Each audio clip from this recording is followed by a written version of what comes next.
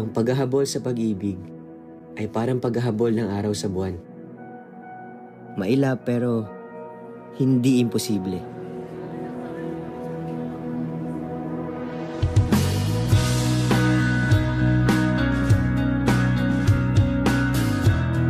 Saan po natatagpuan ang pag-ibig?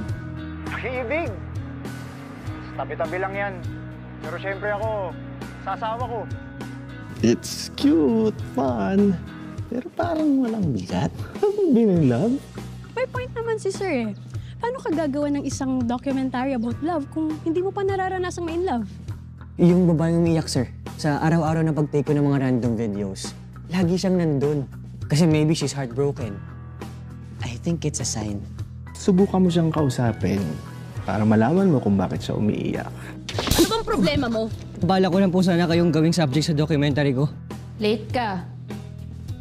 Malay mo, naroon yung sagot na hinahanap mo kung saan matatagpuan ng pag-ibig. Love is a powerful thing. It can change people. Maybe it can change the world. Uy. Nagkikwento si Luna na madali siyang ma-attach sa mga tao sa paligid niya. Tingnan mo kayo mga shots mo. Ang lapit oh. Hindi ka naman ganyan mag-cover eh. Type mo siya, no? What? Dito nga pala papalabas yung documentary mo. Ang laki ng mukha ko nun dyan. Ano naman? Maganda ka naman eh.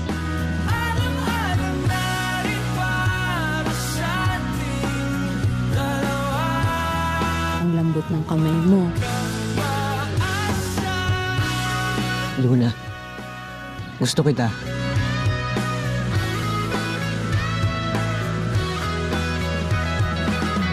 Sigurado ka ba sa nararamdaman mo?